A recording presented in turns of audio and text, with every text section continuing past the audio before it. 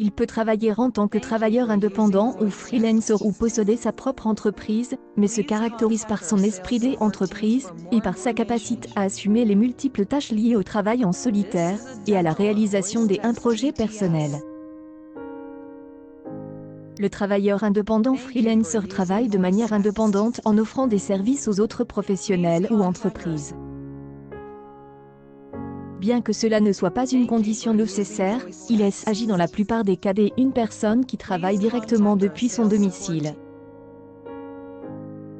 Cela ne signifie pas pour autant qu'il ne s'agit plus d'un travail indépendant, mais pour de nombreuses personnes, le travailleur indépendant freelancer a un profil quelque peu différent.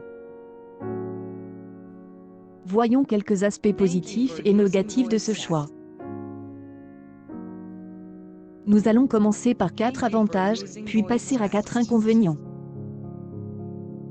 Les horaires du freelancer sont flexibles. Un des aspects que les travailleurs salariés aiment le moins est le manque de liberté en ce qui concerne leur temps, car la plupart d'entre eux sont obligés d'effectuer leur travail dans le cadre d'un certain horaire. Toutefois, le travailleur indépendant ne connaît pas ce problème.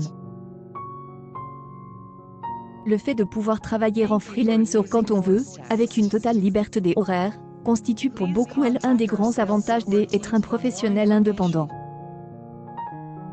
On peut travailler seul le matin, le soir, voire envisager la semaine de travail de 4 jours.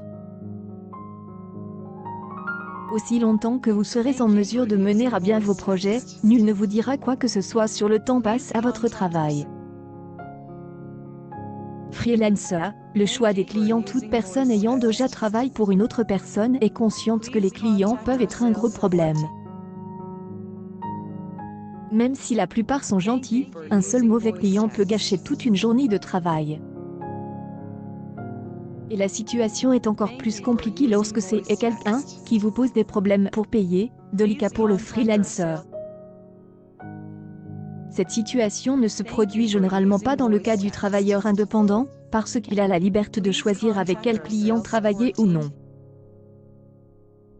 Néanmoins, afin que cette affirmation soit totalement vraie, le professionnel freelancer devra disposer d'un volume de travail suffisant pour couvrir ses dépenses et ses besoins, car sinon il sera obligé de travailler avec des clients qui ne lui plaisent pas si cela implique une augmentation de son chiffre d'affaires. Chacun est son propre patron, surtout le freelancer. Même ceux ayant jamais entrepris l'aventure de l'entrepreneuriat reconnaissent que le fait de ne pas avoir de patron est un des plus grands avantages d'être indépendant. Pour le meilleur ou pour le pire, le professionnel freelance reste seul responsable de son entreprise, ce qui veut dire que toutes les décisions lui incombent. La réussite sera la vôtre, mais en cas d'erreur, il vous faudra aussi assumer votre responsabilité. Même il peut parfois être difficile de porter sur son dos tout le poids de la responsabilité des entreprises. En fin de compte, les bonnes choses emportent sur les mauvaises.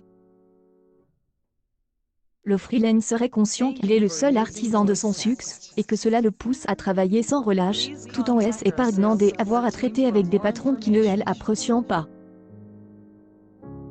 En tant que travailleur indépendant, vous ne gagnez que ce qui vous est nécessaire. Vous pouvez passer beaucoup d'heures sur un projet freelancer, ou le service que vous fournissez à un client peut. Lorsque vous travaillez en freelancer, il vous suffit de pouvoir décider, dans une certaine mesure, de ce que vous gagnez, car vous aurez à partager les bénéfices avec personne. Si vous gagnez peu d'argent, vous pourrez toujours augmenter votre charge de travail, alors que si vous atteignez un niveau de revenu que vous jugez satisfaisant, il vous sera possible de réduire le temps que vous passez à travailler et de mieux profiter de votre temps libre. La charge de travail ne correspond pas toujours aux attentes du freelancer. Nous avons vu les bons codes de la profession, mais examinons aussi les inconvénients de l'emploi en freelance. La première est que l'on n'a pas toujours tout le travail nécessaire. Dans le secteur dans lequel vous travaillez en tant que freelancer, il se peut que vous ayez des clients fidèles, et que vous soyez toujours à la recherche de nouvelles personnes ou entreprises intéressées par vos offres. Si vous êtes freelance, vous serez toujours dans l'incertitude quant à vos clients. Les clients qui vous sont déjà fidèles pourraient ne plus avoir besoin de vos services, ou partir avec la concurrence. Toutefois, Songez que même si vous avez peu de clients, le fruit de vos efforts sera uniquement pour vous.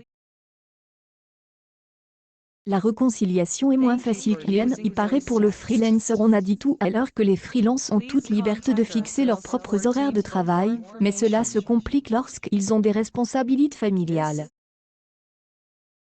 Quand vous êtes votre propre patron, il y a une plus grande tendance à travailler plus d'heures en freelancer que vous ne le devriez, afin de terminer toutes les tâches qui sont en suspens. Et il ne s'agit pas seulement du travail, il faut également faire la facturation, la comptabilité, etc., une charge pour le freelancer. En fin de compte, cela signifie qu'il est tout aussi difficile pour les indépendants de concilier leur vie professionnelle et personnelle que pour les salariés. Le positif du freelancer est qu'en tant que freelance, vous êtes libre de faire les ajustements que vous jugez nécessaires à votre journée sans devoir donner des explications à qui que ce soit. Une publication partagée par Marion Redac. Les risques de non-paiement pour les freelances sont toujours présents. Le retard de paiement est un des principaux risques qu'un professionnel indépendant freelancer doit assumer. L'entrepreneur connaît le problème de l'absence de facture, qui est qu'il n'y a jamais vraiment de garantie de paiement absolue. Les administrations publiques elles-mêmes sont de mauvais payeurs, et prolongent souvent trop le délai de paiement. Pour vous protéger en tant que freelancer, la seule chose que vous pouvez faire est d'exiger le paiement d'une partie de certaines factures à l'avance, et de très bien surveiller votre comptabilité pour pouvoir entamer la procédure de reclamation le plus rapidement possible si un client a oublié de vous payer. Assurez-vous tout de même que certaines factures ne seront pas perçues.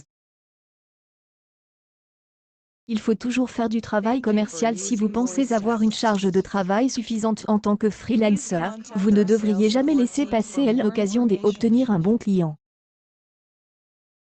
En tant qu'indépendant, vous devez donc être constamment à la recherche de clients, mais vous ne pouvez pas vous permettre de vous contenter de ce que vous avez déjà, parce que vous ne savez jamais quand un client régulier peut décider de cesser de travailler avec vous.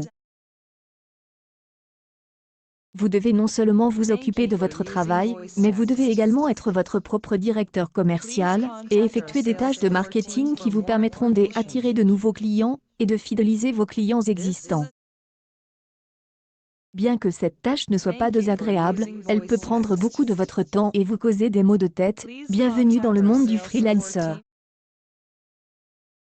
Accueil bon plan. Voici les 4 avantages et 4 inconvénients à devenir indépendant freelancer.